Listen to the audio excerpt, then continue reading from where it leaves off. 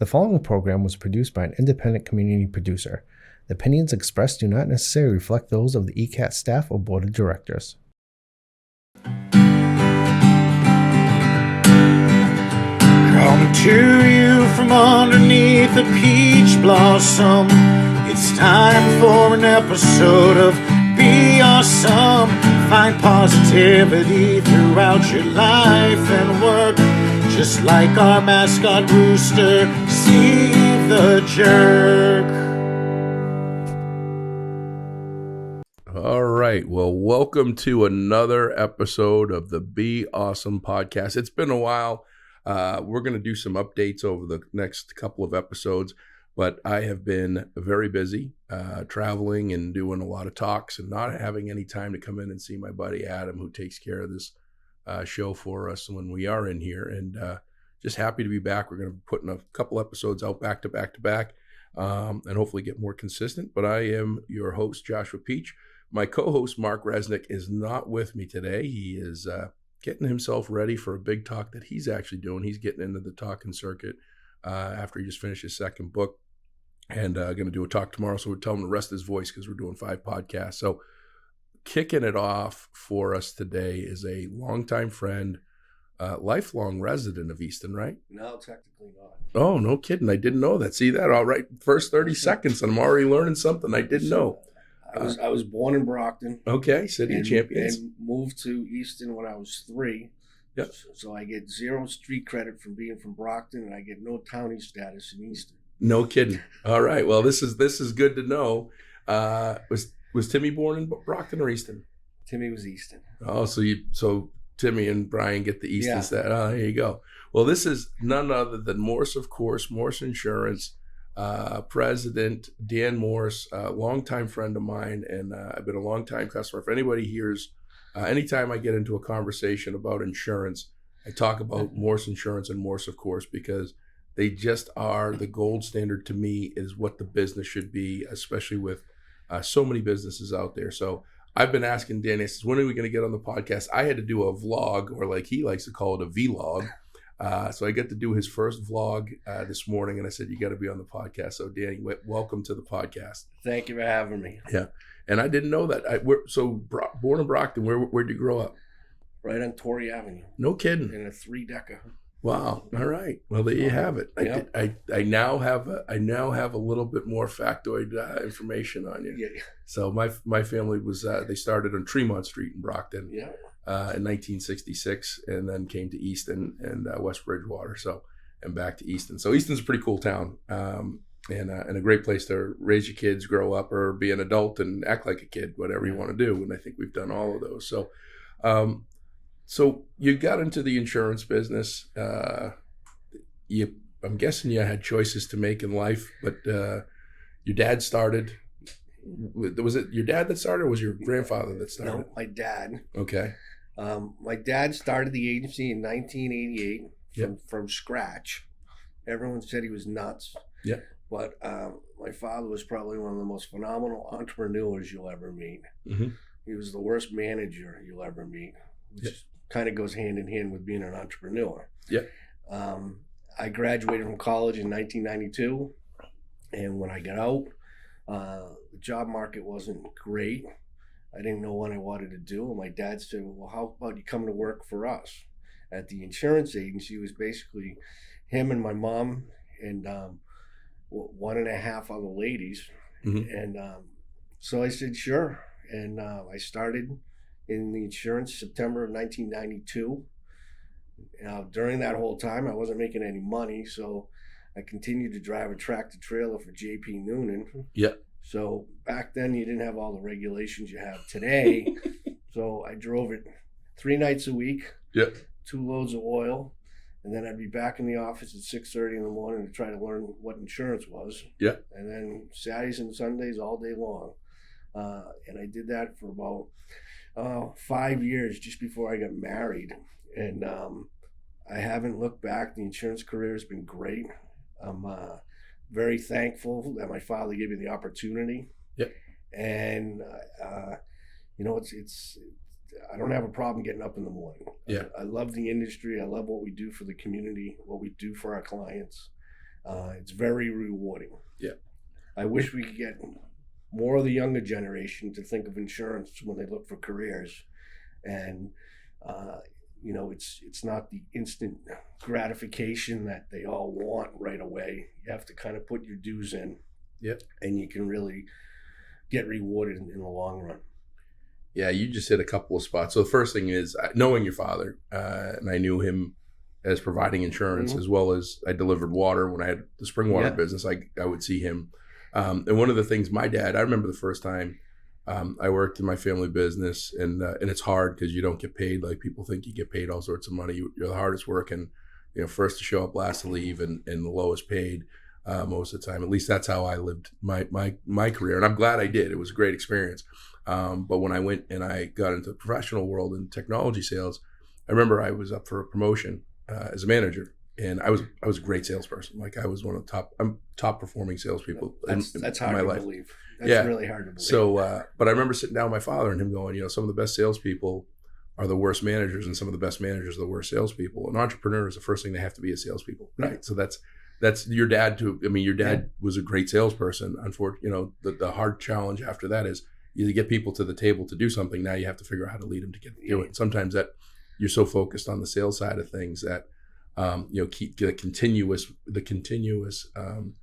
making people motivated and getting them to do things is that's a hard job in itself. It's difficult. Right? So I struggle with it today. Yeah, because I'm sales focused. Yeah, it's difficult. It's a lot of work, and it's I'm doing a bit of work with Don Clifton Strength Finders and building teams that have this 34 core strength classifications, and trying to build a team so that everybody's not all the same. So they all have a little bit of each quadrant and each of the 34, so that you have a well-balanced team. And I'm learning a lot about, I used to try to focus on how do I become a better manager. It's like, no, I want to be a better leader with my sales skills and with my other core competencies, and try to find somebody to do that other stuff that I don't like to do. Yeah. Right. I don't like cracking the whip. I don't like having to tell people, that they get deadlines and all that stuff. I want to inspire, not require them. And then the other thing that you make a great point on, and I'm working with a lot of groups on this, is that we talk about this younger generation. We talk about, that they don't want to work, or they don't get it, or any of these other things.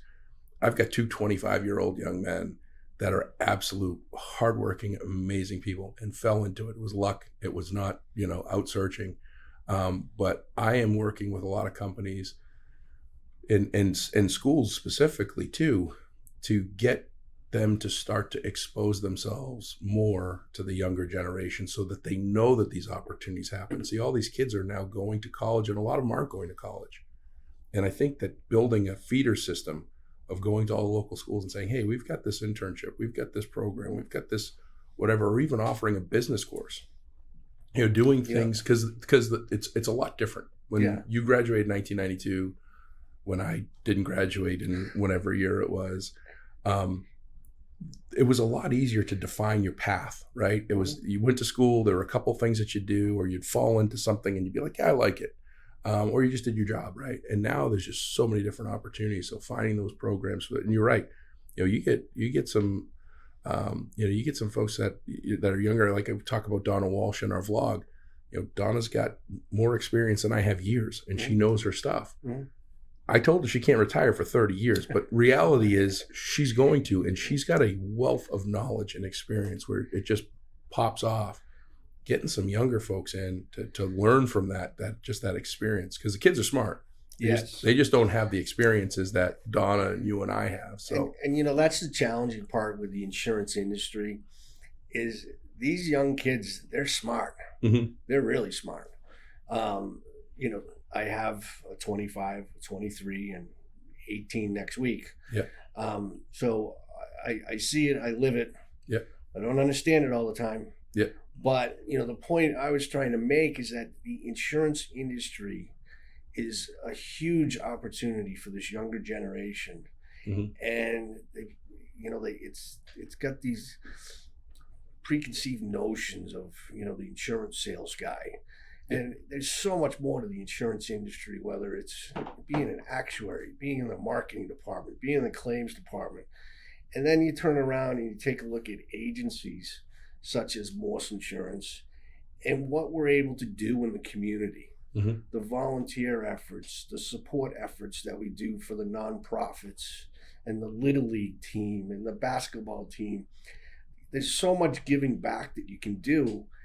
And, the insurance industry struggles as a whole to get that across to the younger generation. And, there's a stat out there that like 50% of the insurance industry will be retired within the next 10 years. And that stat, I believe, is a couple of years old, so it's even sooner than that. Right. And so to get some of the younger generation to really understand and grab it, it's got to be monumental. Yeah. I think it's a perception thing, in my opinion. Yeah. I'm not an expert, but it is. For me, so I talked to Donna yesterday. I talked to Donna probably this time of year because all my policies renew. I probably talk to her, once, a couple times a month. Yeah. And I think that the thing that gets lost, and I think it's a couple of different ways, the way that I perceived it just from this conversation I had yesterday. It wasn't that she said anything. It was her reaction to how I cared to say how much I appreciated her. The insurance agencies can be a very rewarding business, fulfillment-wise. We're going to talk about the philanthropy that you do because I want to get into that. But from a fulfillment of helping people, the insurance agency is probably one of the greatest industries to be in my opinion, because you're typically helping people on their worst days. And today we've got, an epidemic, I'll call it an epidemic, of distracted drivers. We had Sean Melendi on, who lost his hand and broke 47 bones because of a 19-year-old that was text messaging, cut him off, and he got in a head-on collision.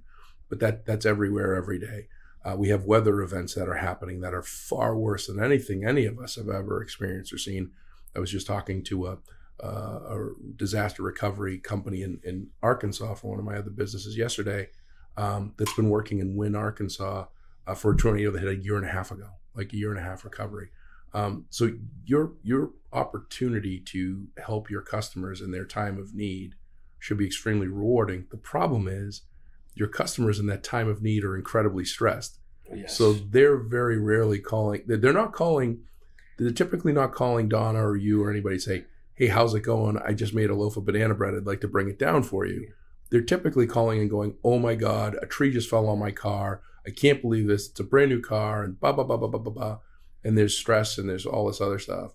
And I think that looking at the business as a whole, and I don't see a lot of businesses do this. I see your business probably stands out doing that, recognizing your team, doing your employee spotlights on social media, showing the work that they do, promoting the different services that you can provide. It's kind of like I say to you, hey, you guys put this, how do you know I got a tree, within 100 feet of my septic tank, and now I have to have this, this septic policy? But it makes sense, right? Because the reality is, if something happens and I don't have the coverage, you can't help me. And so that's the other part, is like you're dealing with people that think you're just trying to sell them something, right? Not what they need, which is a hard thing. But I think the messaging for the industry as a whole could change a little bit, right? It's the lizard and the duck do their thing, and they talk about how they can save you 30%. They never talk about the difference that they can make. They never talk about the caliber of service and care that you're going to get. They never talk about any of the other things. It's all about money. We're going to save you money. And, it's one of those things like, you can pay me now or pay me later. You pay less now, you're going to pay a lot later. And so I think that's one of the things that I think needs to be done. And before we go further, your business started, your dad in 1988, your mom, then you and 1.5 other people. You've grown this business to more than, you're still a neighborhood focused insurance provider, but your neighborhood's gotten a whole lot bigger, right? Yeah. Now we currently have 3 other offices, one down in Marion, Mass, Bridgewater, Mass, and Norton, Mass. And we have 35 employees now. I have 2 partners, my brother Timmy and my brother Brian, who are, integral part of the operation. So looking back over the history to 1992 when I came in, sometimes I got to pinch myself because it's night and day. And, it's all a tribute to my father, that he had the idea of starting an insurance agency when he didn't know anything about insurance. Right. To be honest, and it's caught on within the family. So it's been extremely rewarding. But you mentioned one thing, and it's I need to say this is, we couldn't do anything if we didn't have the staff that we have. Yeah. You know, those 30 plus employees, they're the heart and soul of that agency, and they take pride in what they do, and they want to sit there and help our customers in their time of need, and they take that personal. Right. So it is extremely rewarding to have staff that takes that on themselves. Yeah. And without them, we'd be nothing. Yeah. No, my backstory with you, as we talk about all the time, goes back to 1991, 1992. So I didn't realize how early on you guys were at that time, and maybe I was an important policy with my 1987 Subaru station wagon. Maybe I was a little bit bigger than I thought I was, but I can remember going back to then, working at Shaw's Supermarket and literally working to pay my insurance. Mm-hmm. And your team member at the time that had my policy would call me, and they'd be like, "Hey, just want to let you know, if you don't bring the check in, your policy's gonna cancel today." It was like you were so on top of everyone's everything, and that foundational care has stayed. A lot of times when you see businesses grow, and congratulations on that, when you see businesses grow, the service drops off. Mm-hmm. Right? To improve your bottom line, you have to improve revenue, decrease costs. A lot of time that decreased cost comes with compromising a service. That you still answer with a live voice. You still have prompt response time. You still have proper staff levels based on number of policies. And I don't know how many policies you guys run through there, but I'm assuming it's a lot. But it never seems to me that people are sitting there waiting for someone to call like they don't have enough business. Yeah. But it seems to me that we're important enough that you make sure that you take care of business. Well, every single customer is important. The tricky part now is the balancing act. Is that, fortunately with the success we've had, you need to be able to balance out the use of technology and, some of the service that we had way back when there were no clients or customers. Mm-hmm. You just can't cater to that anymore. And that's the disappointing part, but it can't go backwards now. Right. So we sit there and have a balancing act to make sure that we have the customer service that our customers deserve. Mm-hmm. Deserve is the key word. They deserve it. But with partnerships with our insurance carriers, we're able to use a lot of the technology to enhance that service. Mm-hmm. And it just looks different. It's still there. It just looks a little different, may sound a little different, but the customer needs to be taken care of first and foremost. And that's the balancing act that we try when we look at efficiencies. Yeah. And we'll be doing that the rest of my career. Yeah. What was it like for you and your team, in January of 2015 when because the polar vortex is probably the worst natural disaster that your customers faced, right? I'm guessing I'm not the only person that had a claim during the polar vortex. You get one storm and you probably had some claims, and you get another storm. I mean, we had 4 storms every Monday for 4 weeks, 2+ feet each time, and then by the second week in February, the ice dams and the flooding and everything else was happening. What was that like for you? Just like you must not have slept for that month. Yeah, no, it was difficult, and it was harder on the staff mm-hmm. than it was on myself. All right, I'm getting the phone calls, but the staff are the ones that actually do the work and mm-hmm. do the paperwork to get make to the the magic carriers. happen. And I'm getting calls from people. We took care of everyone we could. The difficult part when you have, for lack of a better term, I'm going to say catastrophe like that, mm-hmm. is the resources are limited. Right. All right. And, we'd get complaints that they can't get a contractor out, and there were no contractors. They were all busy. Right. And so it's very frustrating that we can't at that point, because Lord knows I can't build anything. All right. So yeah.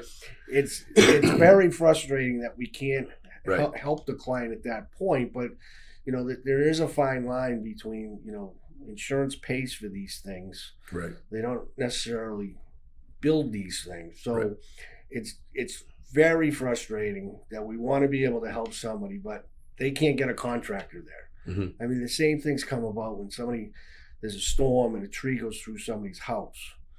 Well, guess what? We're there to pay for it. All right. Right. But we'll do whatever we can to help you get, a tree company there so we can remove this off the roof and then get somebody to come in to take care of the roof.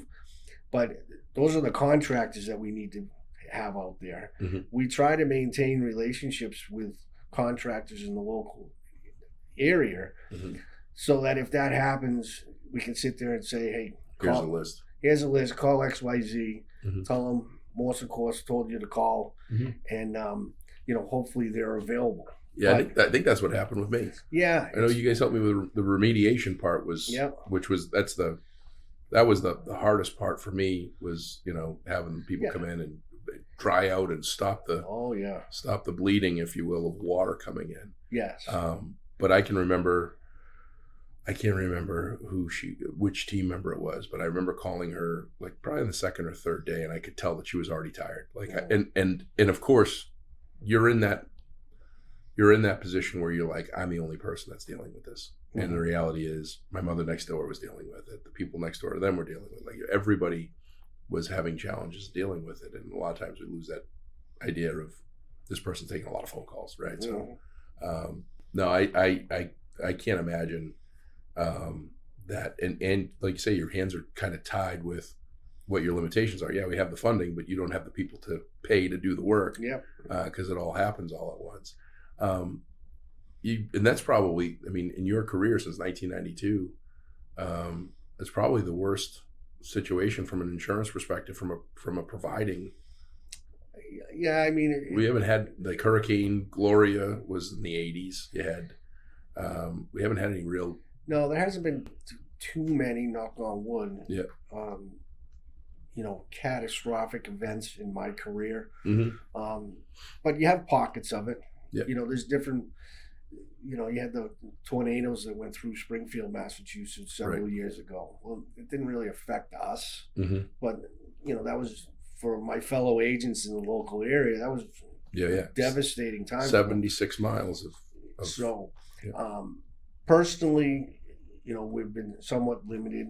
But keep in mind is that every claim that happens, it's important to the policy holder. Mm-hmm. They don't care if 50 people have the same claim. Right. They're concerned about themselves, and we get that. Yeah.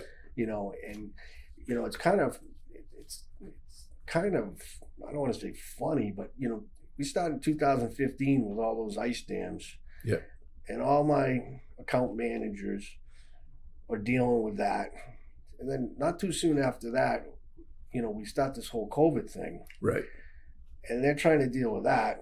And then we come out of COVID, and the insurance marketplace has been upside down since then. Right. And, the account managers are getting beat up, and it's not them. Right. The customers are calling, taking it out on the account managers, and they're doing everything they can to help out the situation when it comes to rates, when it comes to claims. They're doing a multitude of things. Right. So that position as an account manager really should be appreciated, because I know more. Well, it's the messengers, right? Yeah. I mean, that's and it's, you're dealing with a pool of it, and I don't think people understand insurance, and I don't. And Timmy will say that, because he'll be like, I'll call and I'll say, why is this happening? Like, I haven't had a claim, I haven't had this happen. It keeps going up, and it's like, well, the wildfires in California, this in Florida, this in Louisiana. It's the insurance provider, the mothership, if you will, is paying out on all these catastrophes around the country, and we're a part of that pool, for lack of a better understanding. Maybe explain that a little bit more. But before you do, one of the things from a PSA standpoint, and I was complimented, which was great, and it's only because I've been in the business of facility management as well, which is the best thing that a policyholder, a customer, can do when they have an issue, whether it's a car accident, a tree in the roof, whatever. Document. Yep. Pictures, notes, days and times. I mean, that's what I did with my ice dam, showing the proactive efforts I did to try to mitigate and minimize myself while waiting, as well as documenting everything that was done to best ensure that the limitation of damage was done, so that the adjusters and the people that matter can say, hey, this is kind of a no-brainer. If you just have like a blank nothing and you can't say anything when you when you noticed it, when you called, what you did, how you did it, all that stuff, it's putting pieces together, and it can take a lot longer. Yeah, you have to do that. That's the responsibility of the policy owner, and it just makes everything a lot simpler because you can take pictures. Pictures can tell, 1,000 stories. Mm-hmm. But you take the pictures, take your notes like you did with your journal, because when the claim adjuster gets to you, that's all helpful stuff to keep this thing moving forward, and so that you can get back to whole. So document. Today, that's no matter what business you're in. You got to document. So back to your account managers, a PSA for them as well as for customers. Why is insurance going up? Why are they getting beat up? Because the policies are, like, for me, what would be the best thing that you could tell? What do you tell a customer like me that's going, this doesn't make any sense, and why is this happening, and all that stuff? What's the reason behind it? Well, the inflationary pressures that have come since COVID have really knocked the insurance industry off the blocks. You have the employee shortage now. You can't get contractors. Body shops can't get enough people to work at body shops. So everything's taking longer and longer. So now you take something simple as rental expense on your auto policy. People are exhausting that right away. Now, back in the day, that rental, might have been 7 to 10 days. Right. Now it's over 30 days. So all these costs keep increasing. Not being able to get supplies has driven up the cost of everything. And then, the insurance companies keep getting hit with these catastrophic losses all over the world. Right. So, every insurance company has to buy reinsurance. All right. They don't take all this on themselves. That marketplace went absolutely crazy after COVID, and it's starting to settle down. I think we're still probably another year away from it really settling down. But people don't want to hear this, but the insurance industry is losing money. Right. And people, I'm going to say lay people, sit there and say, well, it's a big bad insurance company. One of my friends said, couldn't the insurance companies lose once? And I'm like, well, they're losing. Right. They're losing because, when you put things in perspective that, you pay $2,000 a year for auto insurance, and you total a $50,000 vehicle. Right. Well, I did go to a state school, but do the math. How many years do they have to collect that money in order to make themselves whole?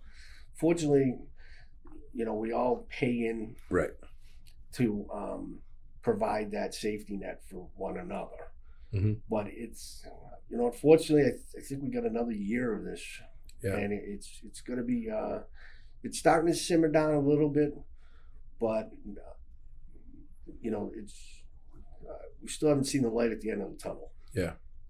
I think I read someplace that California insurance providers are pulling out of California, like they're not insuring properties there. California is a challenge right now. Yeah.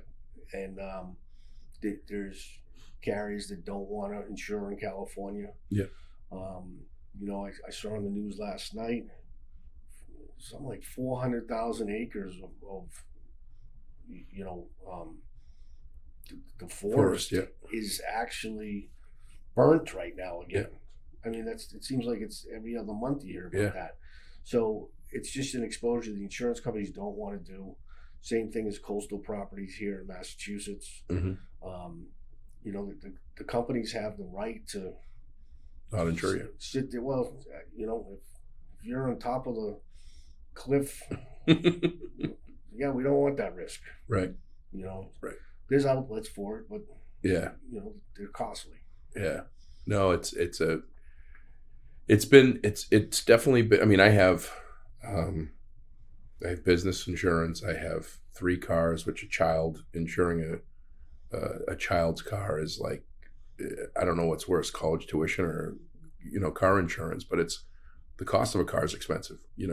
My first car was $1,200, his first car, and it's a old, it's a 10-year-old car, was 10 times that. So, the economy of scale is, probably pretty close, but, home insurance and umbrellas and all this stuff. And you see some of these things happen, and like you say, you look at it and I can see where people would get frustrated. It's like taxes, right? Yeah. The hardest customer is the customer that doesn't have a choice and has to pay, right? And so that you're already dealing with that difficult side, and then all of a sudden you go, hey, but P.S. it's another 30% up, and people aren't going to understand that 2x4s. We forget, 2x4 was like 14. They went from like $2 and change for a 2x4 to like $14 in like 3 weeks, and so that's a trickle down effect, and I think it hit the insurance company. For me, I feel like the insurance providers held out as long as they could. They could. They probably wish they could have done it sooner. Yeah. But if you take a look at it, what industry out there is not being affected? We insure an awful lot of restaurants. Yeah. And any restaurant you go to, the price is up. Yeah. Well, guess what? I can tell you, because I see the numbers, their margin hasn't increased at all. Right. So consequently, they're sitting there trying to put a price out there that people will pay. Yeah. And they're not making any more money. Yeah. And I think the consumer forgets that sometimes, that there are all kinds of different pressure on any business out there. And, the insurance industry is no different than any other industry. So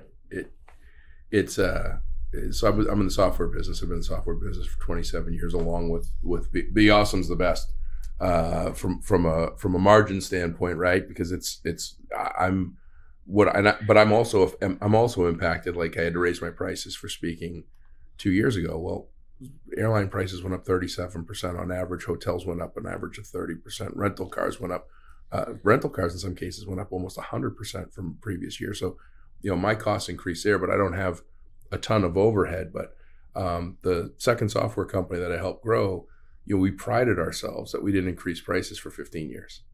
Your subscription stayed the same. Like, you bought it, it was like a newspaper. You bought the Boston Globe and you paid 50 cents in that, and we didn't raise prices for 15 years. And also we looked around, we're like, our rent went up, our insurance and benefits went up, our pay to our employees went up, our property tax went up, all the stuff went up, and we didn't raise prices for 15 years. Yeah, we've got a great company and it's doing almost $100 million a year in revenue, but it's actually possible to be losing money based on that because you didn't raise prices. Yeah. And so all of a sudden, we had people smarter than us come in and say, yeah, you got to raise the prices, and in some cases you got to raise the prices by 200%. Yeah. Right, just to get whole, and that's a hard place to be. And so I don't think that there's a right formula. We're doing but for now, this my newest venture in software, we think we fixed our problem, or we thought we fixed our problem, and we did it. We reserve our right to raise 3% a year. We didn't want to do it every year, and even with raising 3%, a lot of our costs have gone up 30 and 40 and 50%. We can't pass it down to our client, so it's hard. I think everybody's just having a hard time with everything, right? It's like, I went and I got donuts, bagels, and a salad for Amy today, and it was $27. And I'm looking at it, if I can carry it out with one hand. I want to know where you went. That you got donuts, bagels, and a salad. The Big Y. Okay. Have you been to the Big Y lately? I have. It's going through some explosive changes. It's amazing. It's as if they got into my brain and they saw what a grocery store should be for me, because I need space. Like the narrow aisles, just one after the other. I can't do that. I get claustrophobic. The one thing I loved about, well, there was a couple of things that COVID actually were good for us on. But the one great thing that I loved was the one-way aisles. Yeah.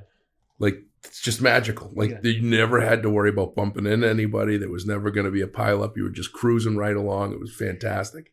But no, the new Big Y, I go there every day.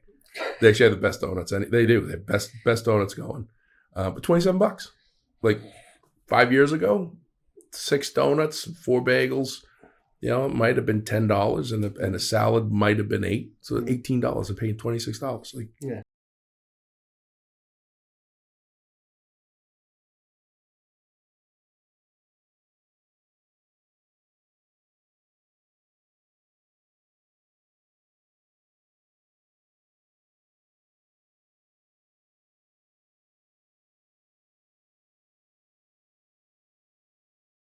those ratings and reviews do make a difference in helping us get more exposure, more listeners, as well as giving people an insight and understanding as to what they could expect when they listen to our episodes. Thanks again, and you are awesome. I think people are just exhausted. Yeah.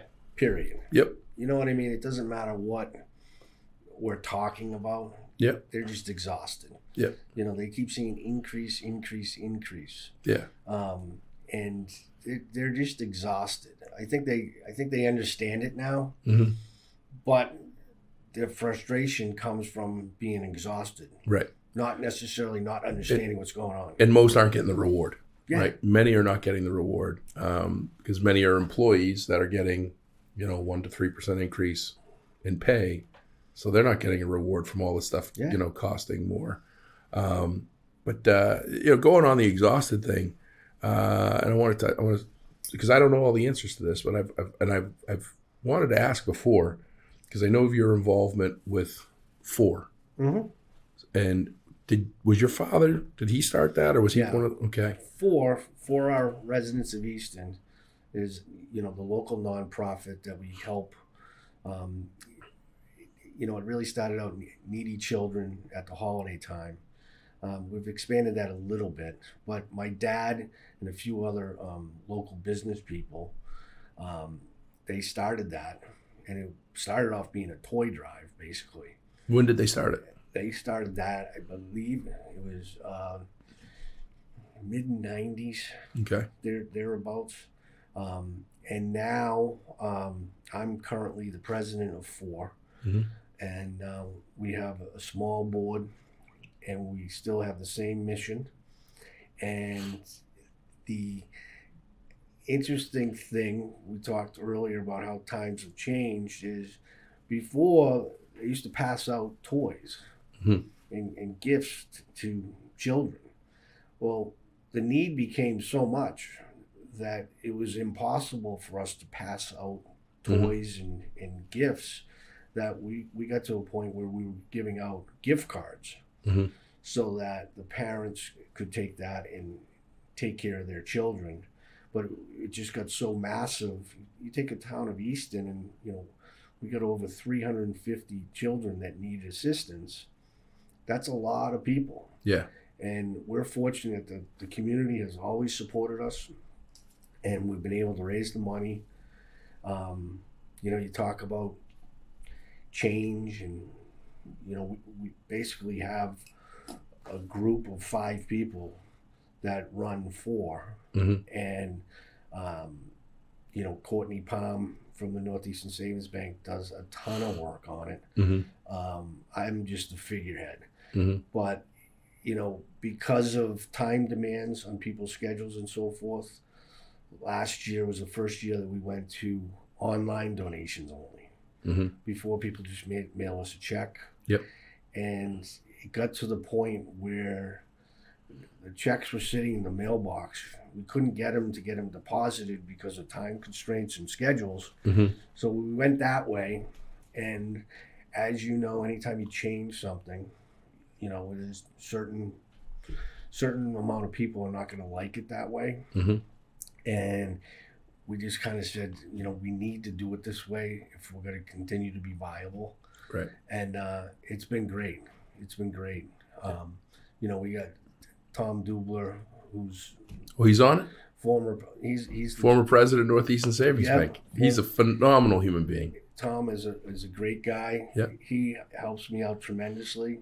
Then you got Tommy Worcester, who's with the Bank of Easton. Yep. You got Kerry Mills, and then you have Kelly Duggan.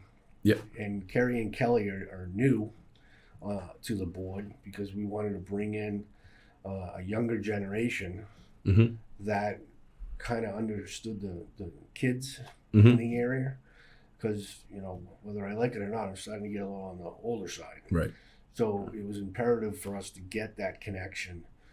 So we're pretty happy with that, and it's still gone very successfully. Yeah. Well, not that I'm going to come back to it, but I do want to say that Peter Fresh at Bank of Easton is retiring tomorrow. Yeah, was it 43 years? Started when he was 17 years old there. Yeah. And that kind of goes to the sense of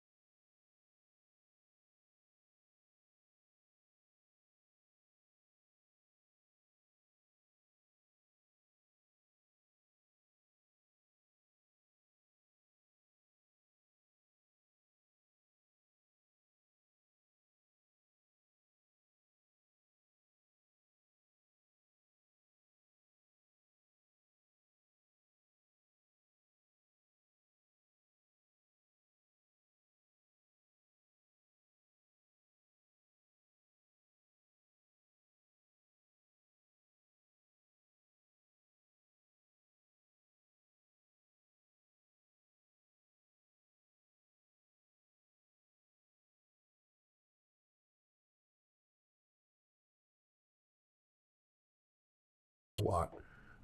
I always felt like I was one of the people with the least amount of money in the community, and we never, felt like we needed help. Now we have 350 families in the community, roughly representing 10% of our student community that doesn't have needs, not presents like toys and all that other stuff. We also have the Easton Police Department that does the toy drive, and they fill trucks and cars with toys to give to these kids. You're talking about in a lot of cases, basic needs. We had a group on during COVID. They spent over $10,000 for Thanksgiving dinners for our town's community to do these things. And so, one of the things is thank you first of all to your family for starting this, and then also for you carrying the legacy. I think that's for you. That's got to be a sense of pride for your father's memory and honor, right? And doing that. But thank you for continuing, because the way that you guys do it, I'm amazed. Like you're not sitting outside of a grocery store. You put a couple of ads in newspapers. You have a strong network of people that commit to supporting every year. And it's hey, if you need help, we help you. Here you go. Thank you very much. And you're giving people hope, right? You're giving 350 families hope and help, and that's pretty awesome. And like I said, I think a lot of people don't even know what it is, right? It's not put out all over the place on billboards or anything. No, because we purposely kind of run under the radar screen, to a degree. We work with the school nurses to help identify and go through the school system to see who could be in need. But besides that, it's we don't have a website. Yep. We don't have social media. It's really kind of old school. And that's the way we want to keep it, because we're not a social service organization. Right. We can't help all the problems.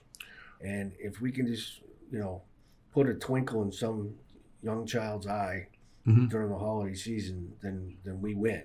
Right. But, there's people all over the world that have far serious problems that a nonprofit charity can handle. A lot of programs will leverage the people that they help to try to get more support, right? And you guys have given the opportunity where people know that they're not going to be put in a spotlight to be like, hey, look who we helped. It's just like, come on in, here you go, thank you very much, you're on your way. And it allows people to keep a sense of pride, right? Yeah. Opposed to it, oh, that's Charlie, he goes over to Easton 4 to get his Christmas gifts every year. Like that stuff happens, right? Yeah. And that's pretty cool. And it's pretty rewarding. It's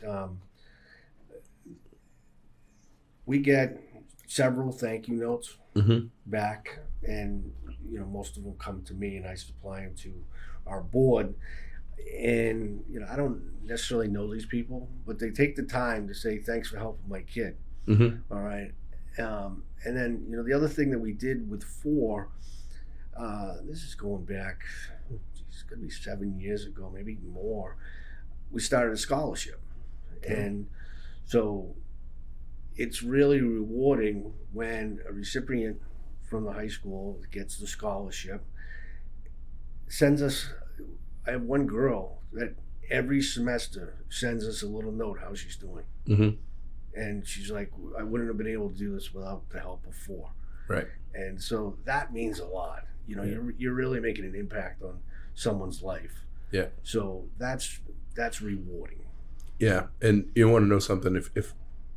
If one person in the group of people that you help, and the people, if you help thousands of people over the years, if one person says thank you, then that's a reward enough. I tell people this all the time when I work with organizations kind of like four other ones, and I tell people, I try to spread the word to help encourage people to support these organizations that are behind. So I'm a big advocate for Holidays for the Heroes, which flies active military.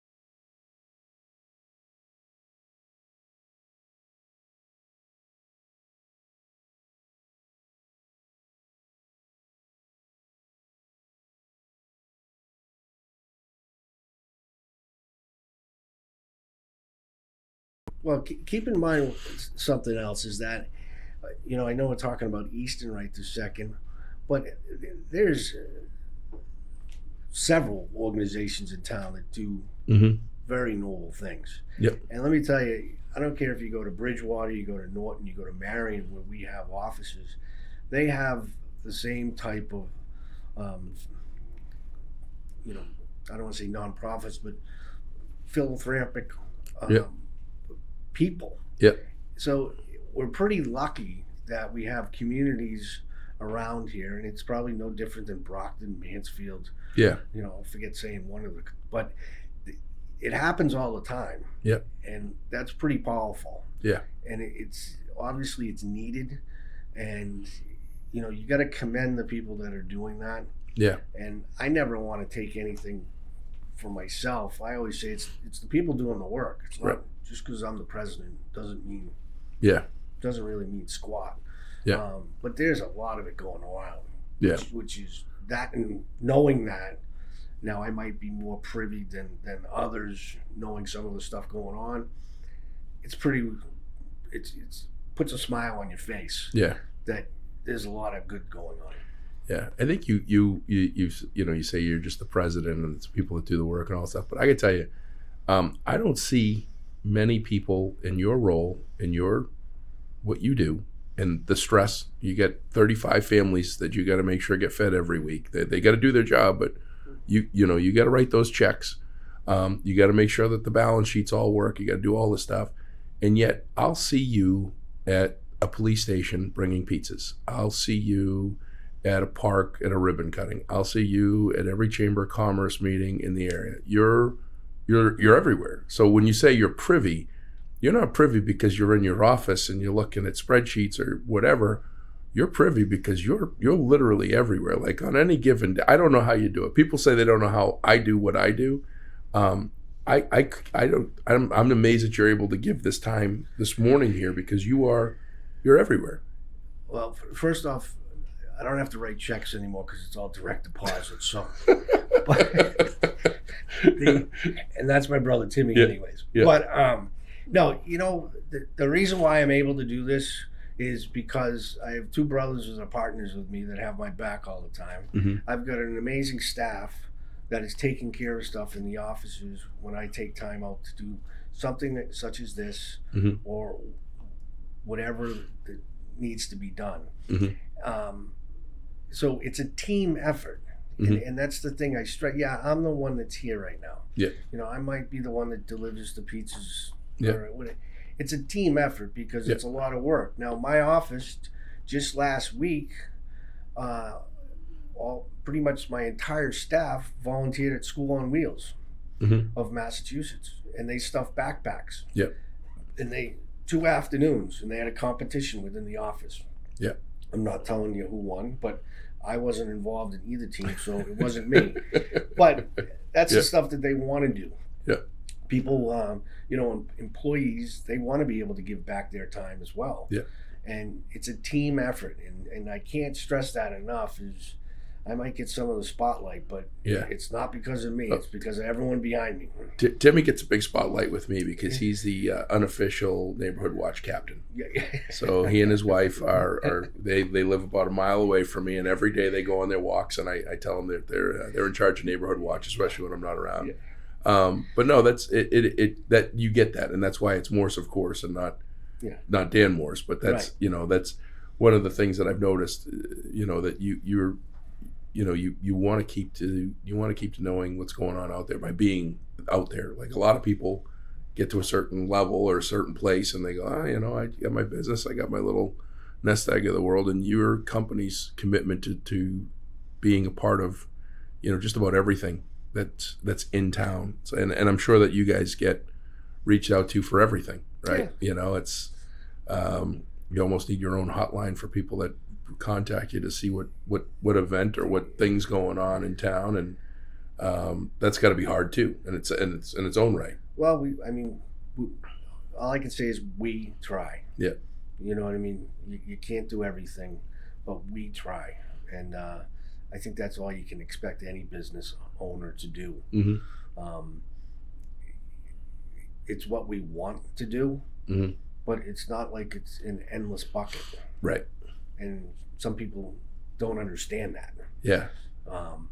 Well, I mean, I'm a one person show, and I get 8 to 10 requests a week. Yeah. And that's it's hard, and that's one of those things, like you say, you try and you can't help. You want to help everybody, but it's hard. Yeah. If you help everybody, you can't help anybody. That's it's kind of looking at. I was talking with a company recently about dealing with laying people off. And it's that's a hard thing to talk about, but the reality is, if you keep everybody and times get lean and difficult, then you might have to get rid of everybody. Yeah. Right. And so that's the same thing with, supporting. When I started Be Awesome, I didn't know how to say no.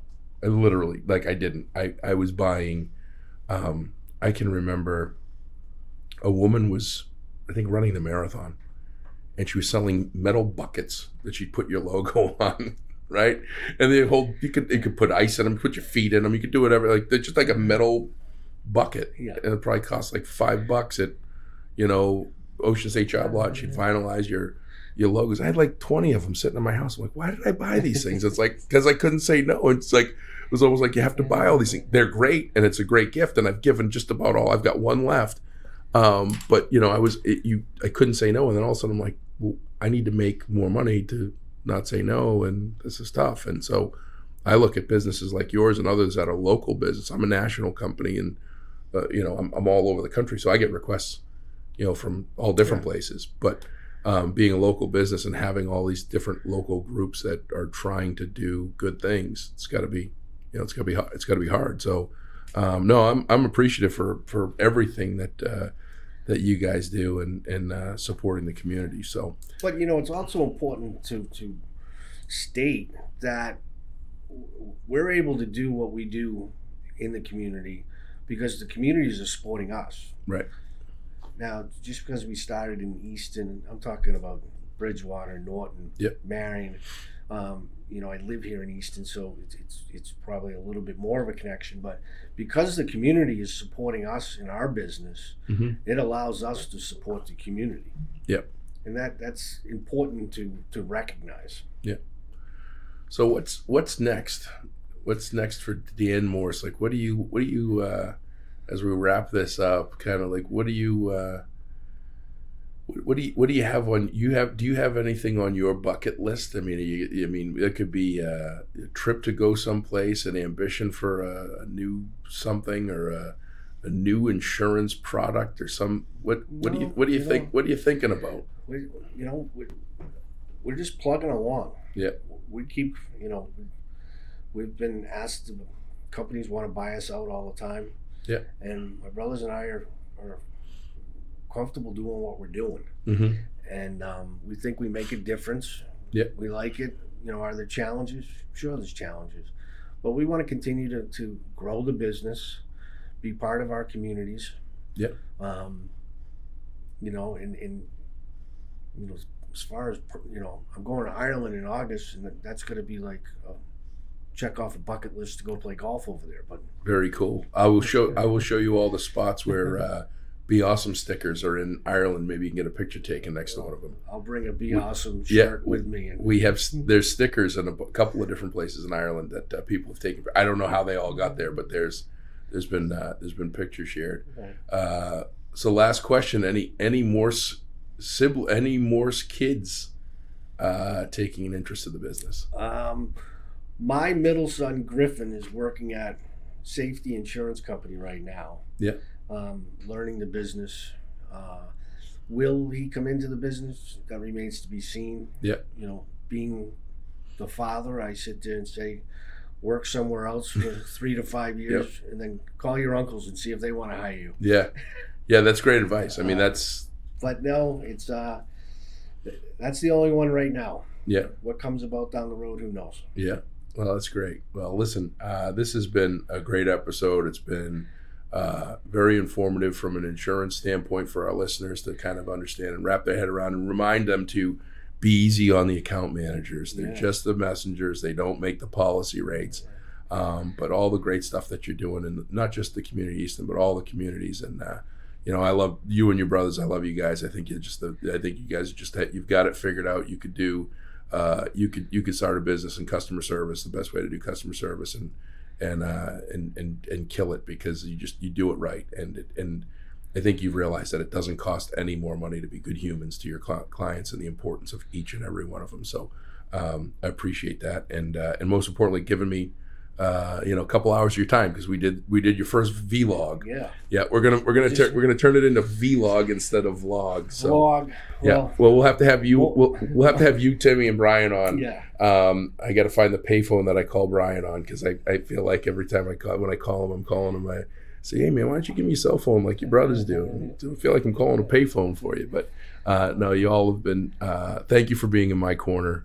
I can't tell you how important it is for someone like me. Not that I'm any different than anybody else, but being on the road 150 days a year. I have to have, you and Bournes for the cars, and Flynn for landscaping, and all the people that it takes a village to support my village, and I really appreciate it. So thank you. We're just trying to be awesome. Yeah, you're doing it. And you keep wearing that shirt. I need to get some shirt sales up, but that will do it for another episode. This has been a great one. As I share with you, we're going to actually do our next episode here in a few minutes. We're going to record. We're going to go all the way to Dillingham, Alaska with it. So these are special to me as far as the local ones, because I love to share my town, because I love my town. I'm very fortunate to live here. If I wasn't able to take advantage of my parents when the worst economy of all time, when they got divorced and buy their house, I probably couldn't afford to live here, and I'm just glad that I do, and I'm able to raise my kids here and have great people like the Morses in my life. So we'll share more with some more Easton residents in the future, but This has been a great way to come back online. Adam, as usual, thank you. Adam, extraordinaire producer who takes care of things and gets it all done and makes us sound good. Thank you for that. And ECAT Studios, as always, for supporting the cause. And let's continue to just do what we do. And you are awesome. Have a great day, everybody. Coming to you from underneath a peach blossom. It's time for an episode of Be Awesome. Find positivity throughout your life and work. Just like our mascot rooster, Steve the Jerk.